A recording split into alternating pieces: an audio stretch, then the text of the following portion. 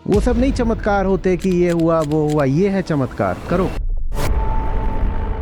चालाकियां मैं करने के बाद ही उन्हें देख पाता हूँ। मैं चालाकियां कर जाता हूँ और वो बाद में दिखती है और तब तक नुकसान हो चुका होता है। चालाकी माथे पे खुदवा कर थोड़ी ही आएगी कि मैं चालाकी हूँ। जहाँ लगे कि मैं अच्छा आदमी हूँ तहाँ को अच्छा तो तू है नहीं, तो यहाँ और तू कोई ज्यादा ही गहरी चाल खेल गया। और जहाँ वो हिंसा या चालाकी दिखाई नहीं दे रही वहाँ मामला और खतरनाक है। इसी तरीके से आपने अपनी हिंसा, चालाकी और धूर्तताओं की परिभाषा इतनी सीमित कर दी है कि वो सब कुछ हो रहा होता है आपके भीतर, आपके सामने, पर आपको पता ही नहीं लगता। बिल्कुल एक स्थूल विस्फोट ही हो जाता है हिंसा का, तब आपको झटका लग जाता है। आप कहते हो अरे ये बीच बीच में हिंसा कहाँ से आ जाती है। एक धार है जो बहाई लिए जा रही थी और बहने की पूरी तैयारी थी। बह ही गए थे, बह ही गए थे, बह ही गए थे। चढ़े जा रहे हो किसी के ऊपर, ठीक उसी वक्त ब्रेक लगा दो और कहो एक।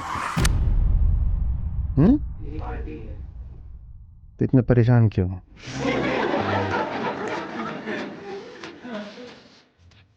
हटी है तो मौज करो।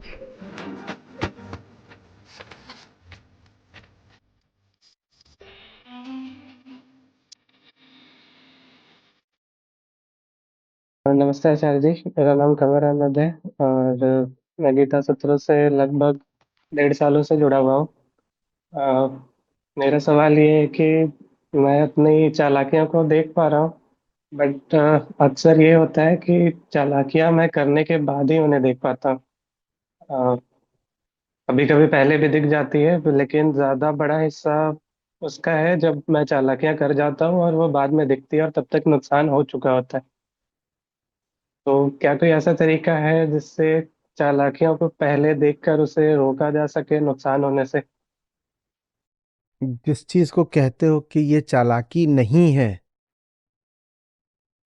ना, बस वहीं जान लो कि अब चालाकी शुरू हो रही है। चालाकी माथे पे खुदवा कर थोड़ी ही आएगी कि मैं चालाकी हूं। वो क्या बनकर आएगी? मैं तो भोलापन हूं, मैं तो प्यार हूं। हम्म। मैं ये हूं, जो भी हूं। तो जब वो सब हो रहा हो जो चालाकी जैसा नहीं लगता, तो उसी को जान लो ये चालाकी है।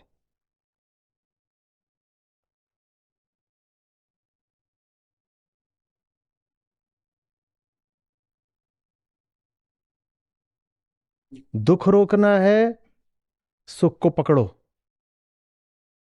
वहीं दुख छिपा हुआ है। धोखा रोकना है, भरोसे को पकड़ो, वहीं धोखा छिपा हुआ है।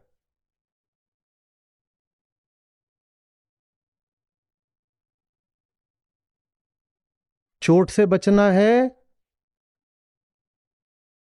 तो सहलाने वालों से बचो,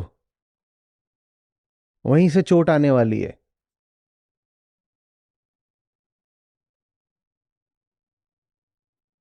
और चालाकी से बचना है तो अपने भोलेपन को ध्यान से देखो, वहीं चालाकी छुपी हुई है।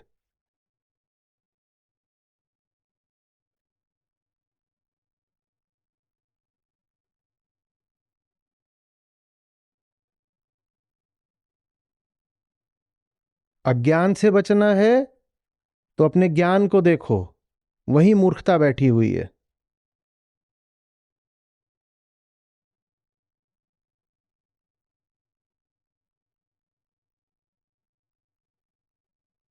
और दुश्मनों से बचना है तो दोस्तों से बचो।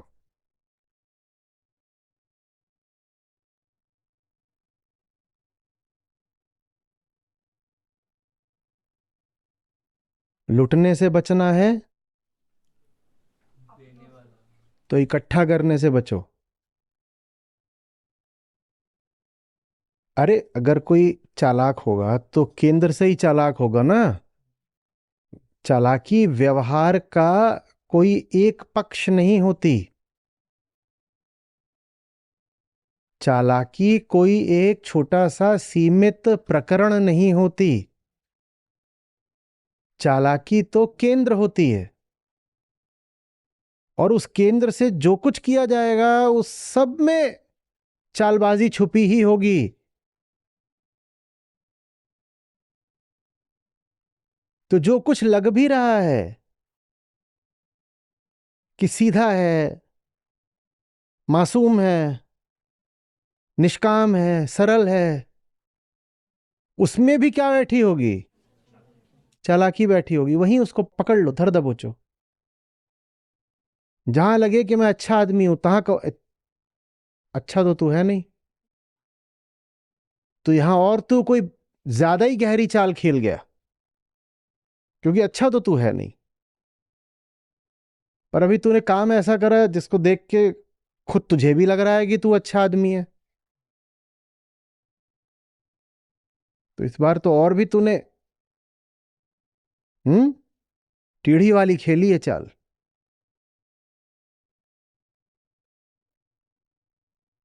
हम इन सब बातों को व्यवहार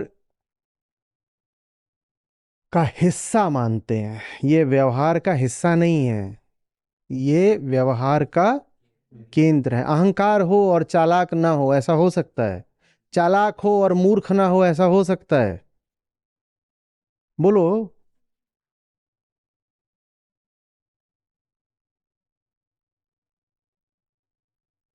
अहंकार हो और हिंसक ना हो, ऐसा हो सकता है? नहीं हो सकता। पर हिंसा को हम व्यवहार के किसी हिस्से के रूप में देख लेते हैं। हमें लगता है कि ऐसा व्यवहार किया तो हिंसा है, ऐसा व्यवहार किया तो इसीलिए हिंसा हमको यदा कदाई दिखाई देती है।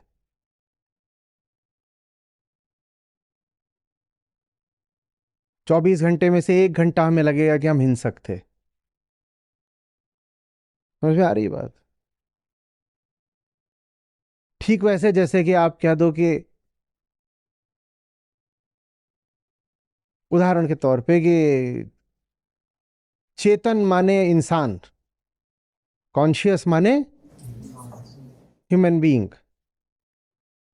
तो फिर आप कहोगे कि अभी आज पूरे दिन बस एक कॉन्शियस एंटिटी मिली, क्योंकि आपको इंसान एक ही मिला था, क्योंकि आपने चीज की परिभाषा बहुत सीमित कर दी, बहुत गलत कर दी। जबकि तथ्य यह है कि पेड़ भी थे, पौधे थे, बिल्ली थी, कुत्ता था, पक्षी थे, वो सब भी कॉन्शियस थे। पर आपने उसकी परिभाषा इतनी सीमित कर दी कि आपको मौका मिल गया कहने का कि दिन में एक ही बार हुआ ऐसा। इसी तरीके से आप अपनी चालाकी की परिभाषा इतनी सीमित कर देते हो, या हिंसा की परिभाषा इतनी सीमित कर देते हो कि आपको लगता है कि आप यदा कदा ही चालाक या हिंसक होते हो। जब केंद्र ही अहंकार का है तो चालाकी भी निरंतर है। और जहां वो हिंसा या चालाकी दिखाई नहीं दे रही, वहां मामला और खतरनाक है। हो अहंकारी, जीवन चलाते हो मान्यता, धारणा, परंपरा पर, इसी को अहंकार बोलते हैं। और किसी को लेकर दावा है प्यार का कि मैं इससे बहुत प्यार करता हूं। जिंदगी दिखाए, वक्त बताए, इससे पहले खुद ही कह लो ना कि मैं इसके प्रति हिंसक हूं। तुम क्यों कह रहे हो कि कुछ लोगों से प्यार करता हूं, सिर्फ एक दो से हिंसा करता हूं? जब केंद्र पर अहंकार है तो तुम सबके लिए हिंसक हो। एक दो को लेकर क्यों झूठ बोल रहे हो, या कुछ लोगों को लेकर क्यों झूठ बोल रहे हो कि इनसे प्यार करता हूं? तुम सबसे हिंसा करते हो। हाँ, तुमने हिंसा की परिभाषा इतनी सीमित कर दी है कि तुम डिटेक्ट नहीं कर पाते कि हिंसा चल रही है। जैसे तुम प्राणी की परिभाषा कर दो, प्राणी माने मनुष्य, तो तुम्हारे सामने से हाथी भी निकल जाएगा बहुत बड़ा, तो कहोगे कोई प्राणी नहीं निकला, क्योंकि प्राणी माने मात्र मनुष्य। तो हाथी भी निकल गया तो कहोगे प्राणी तो निकला नहीं। इसी तरीके से आपने अपनी हिंसा, चालाकी और धूर्तताओं की परिभाषा इतनी सीमित कर दी है कि वो सब कुछ हो रहा होता है आपके भीतर, आपके सामने, पर आपको पता ही नहीं लगता। आप कहते हो ये तो प्यार है, वो प्यार थोड़ी है, वो चालाकी है। आप कहते हो ये तो स्नेह है, स्नेह नहीं है, हिंसा है। और फिर जब बिल्कुल एक स्थूल विस्फोट ही हो जाता है हिंसा का, तब आपको झटका लग जाता है। आप कहते हो अरे ये बीच बीच में हिंसा कहां से आ जाती है, ये बीच बीच में मैं इतनी धूर्तता कैसे दिखा देता हूं। ये बीच बीच में नहीं दिखा रहे हो, एक निरंतर प्रवाह है धूर्तता का, क्योंकि केंद्र ही धूर्त है। पर हम इतने बुरे थोड़े ही आचार्य जी, आप तो क्या करते हो, पूरा ही एकदम व्हाइट वॉश कर देते हो, केंद्र ही धूर्त है। देखो मैं इसमें कुछ कर नहीं सकता, केंद्र होगा तो धूर्तता का ही होगा, और केंद्र तो हमारा होता है। प्रमाण ये है कि मैं लगातार चलता है। धूर्त तो सिर्फ वो नहीं होगा जिसने उस केंद्र को ही मिथ्या देख लिया, वो आपने देखा नहीं, क्योंकि आपको सत्य से ज्यादा स्वार्थ प्यारे हैं। अहंकार है और चालू ना हो, ऐसा नहीं हो सकता। और अहंकार से संबंधित जितनी बातें होती हैं वो हैं, तो पहले ही जान लिया करो कि चालाकी भी कूट कूट कर भरी होगी। खुद को बचाने की पूरी कोशिश है, खुद को सही साबित करने के लिए 100 तरह के कुतर्क हैं। मेरा अतीत है तो उज्जवल ही होगा, ऐसा आग्रह है। ये सब अहंकार के लक्षण है ना। और अगर ये सब है किसी में, तो उसमें हिंसा और चालाकी भी खूब होगी। हां, प्रकट होने में देर लग सकती है।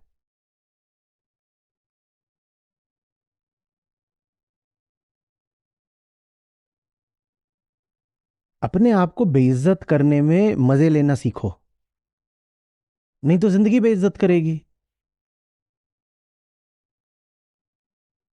किसी से जाकर आग्रह कर रहे हो प्यार का, कह रहे हो देखो मैं तुम पर बिल्कुल दिल जान तन मन धन और जो कुछ है सब लुटाता हूं,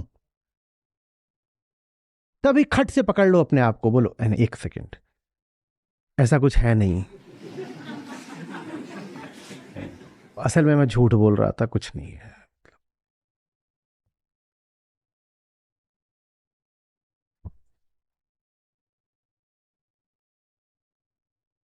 थोड़ी सी शर्म आएगी, थोड़ी बेइज्जती लगेगी, पर ये कमाल का काम कर दिया तुमने जिंदगी में पहली बार, अगर ऐसा कर पाओ।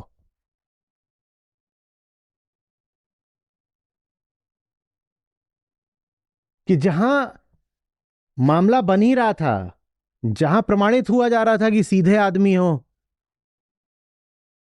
और बड़े प्यारे आदमी हो, फिदा हुए जा रहे हो, ऐसा है वैसा है, जहां बिल्कुल अब दाल गली गई थी, वहां खुद ही कह दो ना ना ना ना ना। अपना केंद्र याद आ गया।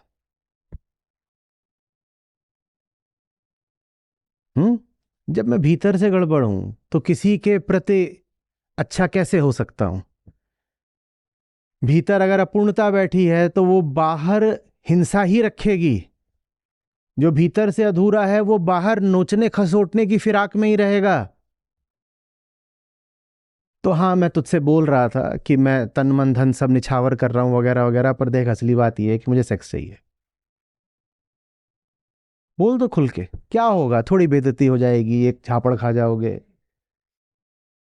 अच्छी बात।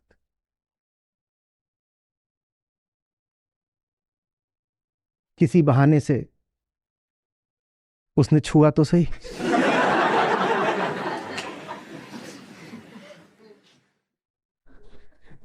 मौज आई कि नहीं।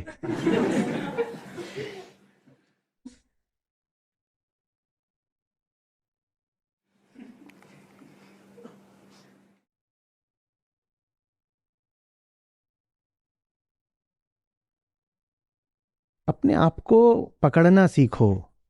भीतर चोर बैठा है, उस पर नजर रखना, उसे गिरफ्तार करना सीखो। In the middle of the action, red handed,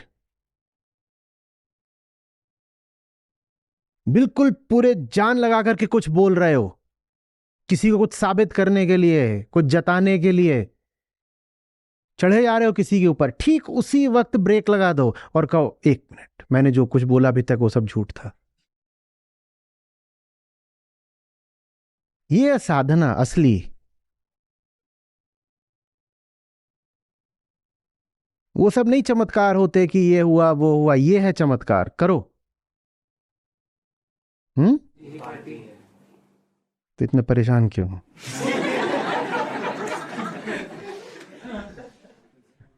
party है तो मौज करो।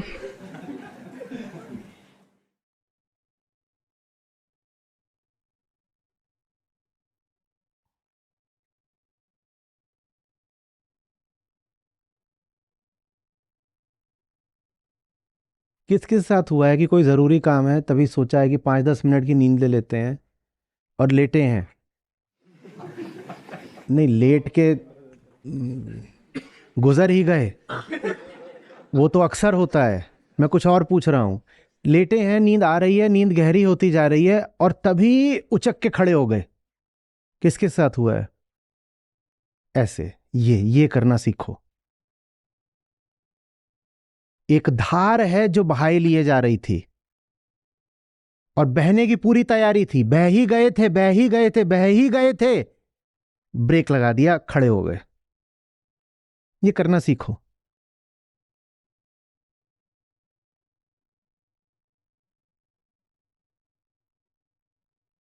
हम्म।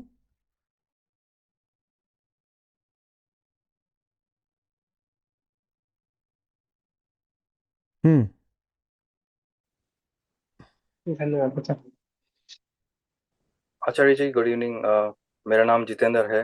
मैं अबू धाबी से हूँ। तो इधर मैं काफ़ी टाइम से हूँ, ओवर अबाउट 9 इयर्स।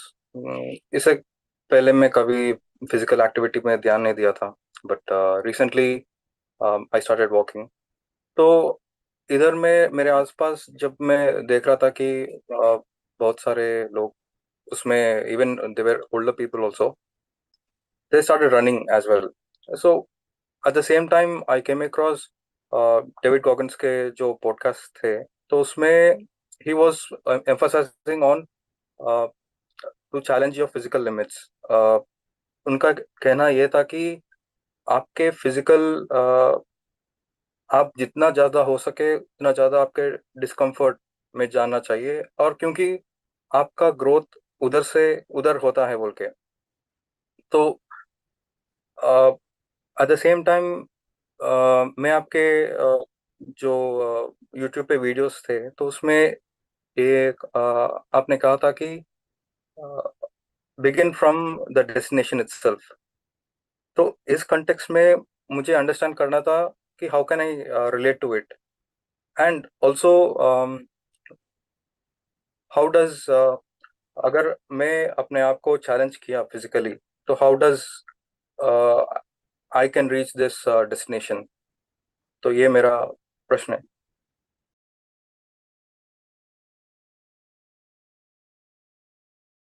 आप गीता सत्रों में कब से हैं? यूट्यूब वीडियोस की आपने बात करी, आप सत्रों में कब से हैं? 1.5 ईयर, सॉरी, 1.5 years। 1.5 ईयर से।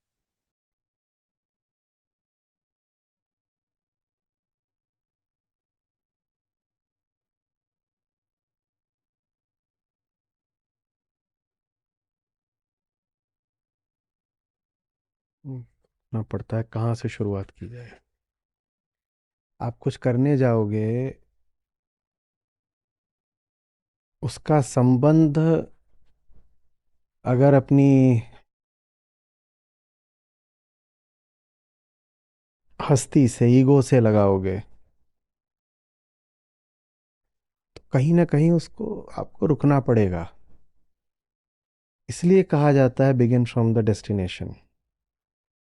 और वो बहुत आगे की बहुत ऊंची बात है।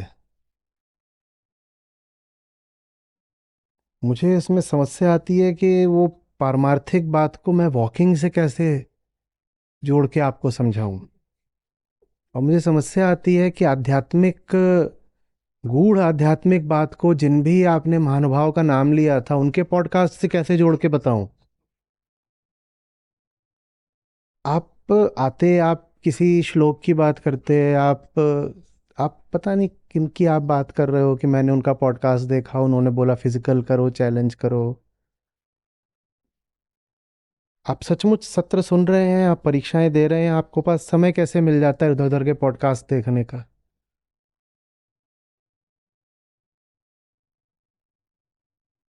कहाँ से समय आ रहा है?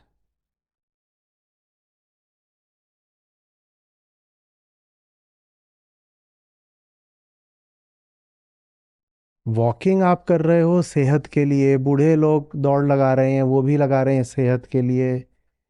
उसमें कोई आध्यात्मिक कोण कहीं से है ही नहीं। और जब मैं कह रहा हूँ स्टार्ट फ्रॉम द डेस्टिनेशन, तो मैं कह रहा हूँ आत्मस्थ होकर जो कर्म आता है उसको करने दो। अब इन दोनों बातों को कैसे एक करूंगा?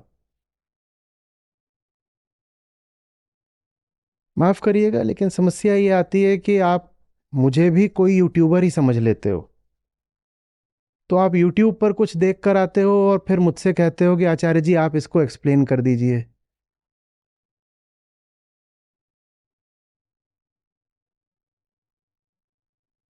या आप किसी की किताब पढ़ लेते हो, कोई सेल्फ हेल्प वाला होता है, और उसमें जो बातें लिखी होती हैं उनको आप गीता की बातों के समतुल्य मान लेते हो, और आप उससे फिर रिकंसाइल भी करना चाहते हो।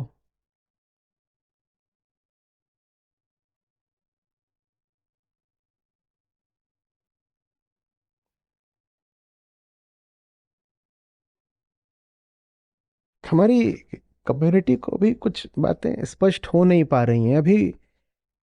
कोई लेखक गायक हैं भारत में, उन्होंने इतना बोल दिया कि अद्वैत बड़ी अच्छी बात होती है, वो मशहूर हैं। तो कम्युनिटी के कई लोग बिल्कुल एकदम उत्तेजित हो गए। बोले इनकी और आचार्य जी की अगर आमने सामने बैठकर बातचीत हो तो क्या बात होगी।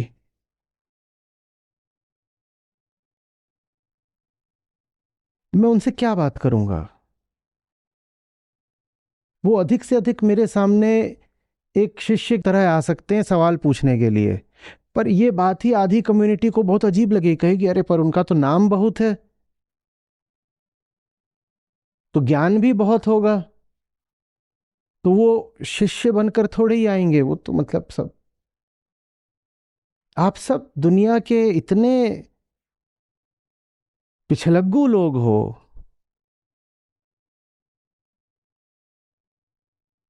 कि तुरंत हो जाते हो कि किसी का दुनिया में नाम है तो बड़ा ही आदमी हो गया। कहीं कोई कुछ कर रहा हो, आचार्य जी आप उसके समर्थन में बोलिए। मैं किसी के समर्थन में क्यों खड़ा हूं? मैं किसके समर्थन में हूं तुम बहुत अच्छे से जानते हो। मुझे सत्य के अलावा किसी से कोई लेना देना नहीं।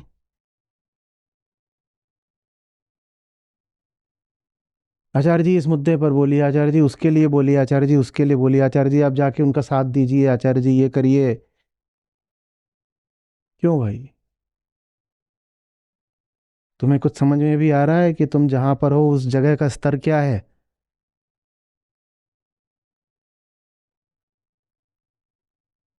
हम्म।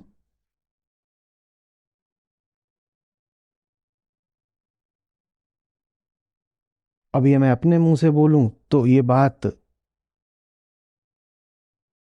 अहंकार जैसी लगेगी, अपना ढोल पीटने जैसी लगेगी।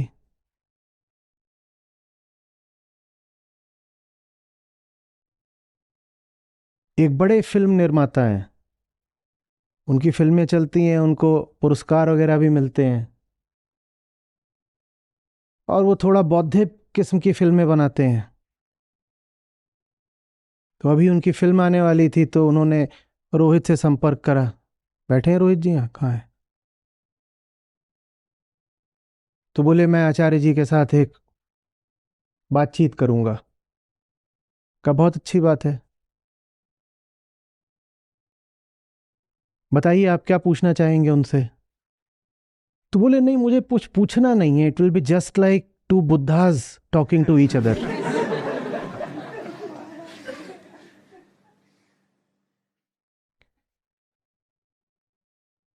इन्होंने उनको मुस्कुरा कर देखा। मुस्कुराहट में लिखा हुआ था कि दो बुद्ध नहीं होते, और जिसको अभी दुई दिख रही है उसके लिए एक बुद्ध भी नहीं होता।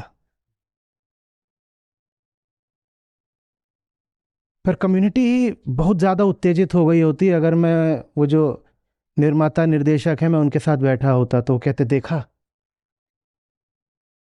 आचार्य जी का सम्मान बढ़ गया उनके साथ बैठ करके।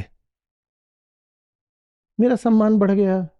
मुझे क्या पता आपने किसकी बात करी थी, जिसका भी नाम लिया, वो कौन है, मुझे क्यों पता हो, वो क्या बोल रहे हैं, उसका क्या अर्थ है, कुछ नहीं।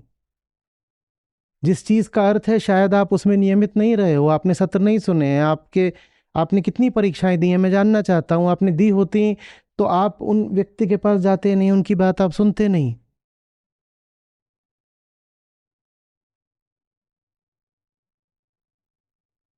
देखो, विद्या अविद्या दोनों जरूरी होते हैं, लेकिन दोनों में पहले तो विद्या ही आती है ना। बताओ क्यों? विद्या नहीं होगी तो तुम्हें कैसे पता कि अविद्या में क्या देखना है, क्या सुनना है। पर हमारे ही यहाँ पर ये खूब चलन हुआ है कि देखो, आचार्य जी ने ही कहा है ना, जनरल नॉलेज होना चाहिए, दुनिया भर के पॉडकास्ट देखो, इधर उधर की किताबें पढ़ो। तुम्हें कैसे पता कि तुम्हें दुनिया भर की किताबों में भी क्या पढ़ना है, अगर पहले तुमने सत्रों में अपने आप को पूरी तरह झोंका नहीं है तो? अगर सत्रों में तुमने अपने आप को पूरी तरह नहीं झोंका तो तुम्हें कैसे पता कि तुम्हें बाहर क्या देखना है, क्या पढ़ना है? बताओ। और बाहर अनंत लाइब्रेरीज हैं, तुम्हें कैसे पता तुम्हें कौन सी किताब उठानी है? दूसरी बात, तुम्हें कैसे पता उन किताबों का वास्तविक अर्थ क्या है? तो विद्या अविद्या दोनों नहीं जरूरी है, वास्तव में तो सिर्फ विद्या ही जरूरी है, क्योंकि विद्या ही बताएगी कि अविद्या भी कहां से और कितनी लेनी है और क्या अर्थ करना है उसका। विद्या आ गई तो अविद्या अपने आप आ जाएगी, विद्या आ गई तो अविद्या अपने आप आएगी। इसका मतलब जरूरी तो सिर्फ विद्या होती है।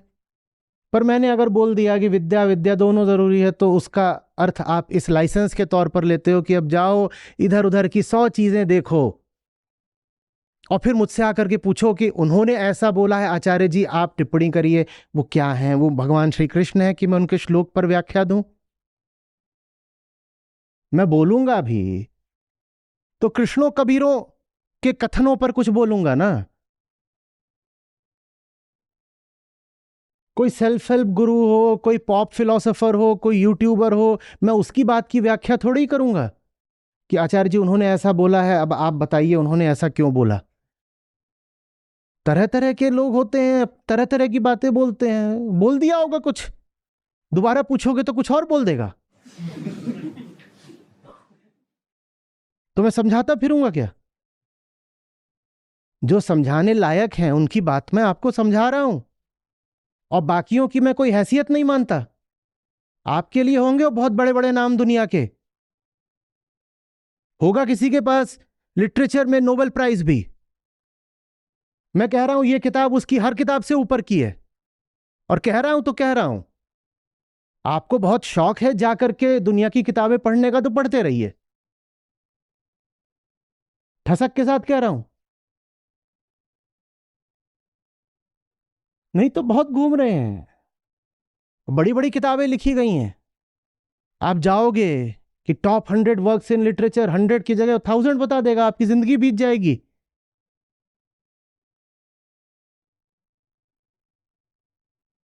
और फिर आप मेरे पास आओ कि वो फलाना है, वो लैटिन अमेरिकन राइटर है, उसने एक जगह ऐसा बोला है, तो आप बताएं इसको, या फिर समझाएं कि आपने जो बोला था सत्र में उससे मैच नहीं कर रहा है। लेना एक न देना दो, जितने मुंह उतनी बातें, मुंडे मुंडे मतिर भिन्ना। मैंने ठेका ले रखा है सब मूर्खों की बातें समझाने का।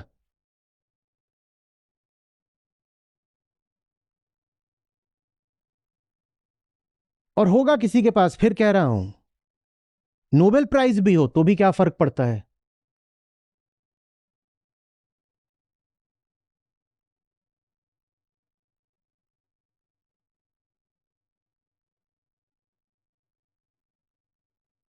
ले दे करके बात तो दुनिया जहान की ही कर रहे हो ना, चाहे साहित्य है चाहे विज्ञान है। जो भी बात कर रहे हो उस बात से आगे तो नहीं जा पाए ना। बहुत बड़े वैज्ञानिक भी हो तो भी पदार्थ को सच ही तो मान रहे हो ना। तुमको इतने बड़े वैज्ञानिक हैं आचार्य जी, आपकी तो किस्मत खुल गई। आपको उनके साथ बात करने का मौका मिलेगा भैया। सामने आएंगे तो शिष्य की तरह आएंगे और नहीं तो नहीं आएंगे।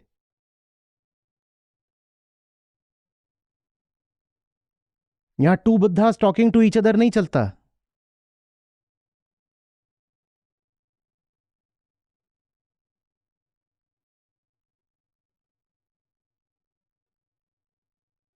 क्या गर्वोक्ति करी है, कितना अहंकारी आदमी है ये, बाप रे, never seen a more arrogant man. ठीक है, जो है सो है। पसंद नहीं आ रहा तो निकलो।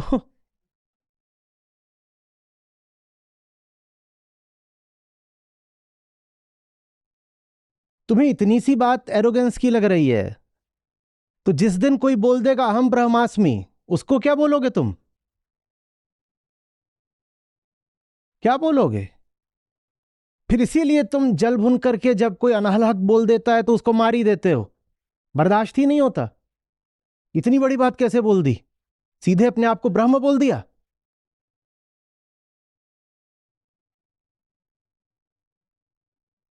पर उसने सिर्फ अपने आप को ब्रह्म नहीं बोला है, उसने कहा तुम भी वही हो, तत्त्वमसि।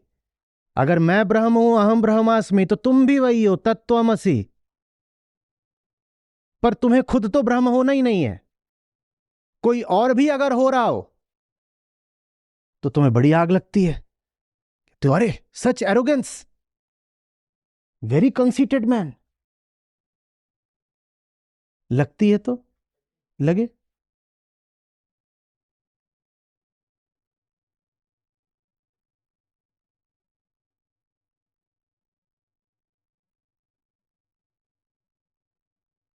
जो लोग इज्जत पाने लायक हैं उनके नाम मैं आपको बताता हूं और बताता ही जाता हूं, और हुए हैं ऐसे सैकड़ों में।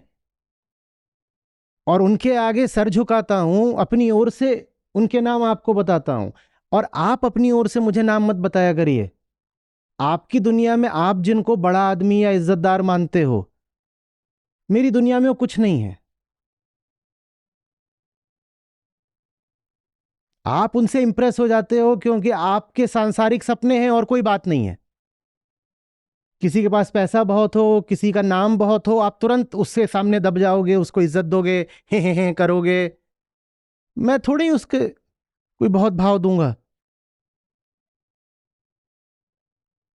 जितना समय आपने इधर उधर सुनने में लगाया उतना समय आपने गीता सुनने में लगा दिया होता तो क्या ये प्रश्न बचता? और देखिए कितनी छोटी सी बात है कि वॉकिंग की, रनिंग की, ये और वो, पर इस छोटी सी बात में भी फंसना पड़ रहा है क्योंकि जो छोटा सा काम था सही वो आपने करा नहीं।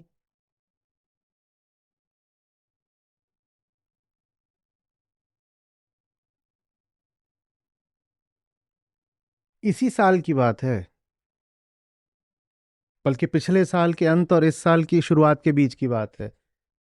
एक बहुत बड़े राष्ट्रीय नेता, पॉलिटिशियन, आप सब जानते हैं उनको, उन्होंने 3-4 महीने तक इनका पीछा करा है कि आचार्य जी से बात करवा दो। देखो, बात करने में कोई समस्या नहीं, ओपन सेशन से आप आइए, बैठिए, सामने सवाल पूछ लीजिए। पर उनका आग्रह था नहीं, हम मंच पर बैठेंगे आमने सामने और गीता पर चर्चा करेंगे। तुम चर्चा क्या करोगे? नहीं करा तो नहीं करा। हाँ, सामने बैठकर कुछ पूछना चाहते हो तो पूछ लो।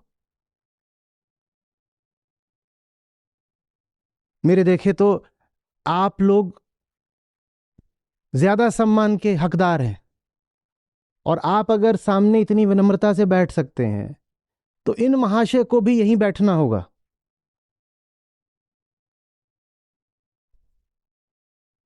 आपके लिए ये सब बड़े नाम बहुत बड़े नाम होते हैं।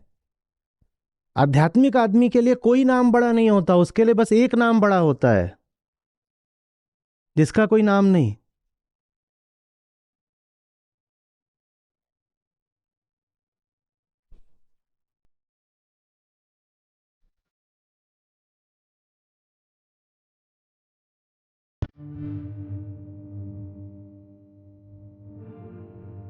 हेलो, मेरा नाम अश्मित है। मैं आचार्य जी से लगभग 4 साढ़े 4 साल से जुड़ा हुआ हूँ और एक जो मूलभूत प्रॉब्लम, सबसे बड़ी समस्या थी, वो थी डर की, एंग्ज़ायटी की।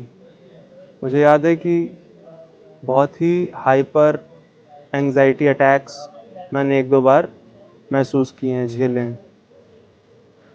और आचार्य जी के साथ कंटिन्यूअसली उनके सेशंस से जुड़े रहना, हर सेशंस के साथ डर कम होता गया, कम होता गया, कम होता गया।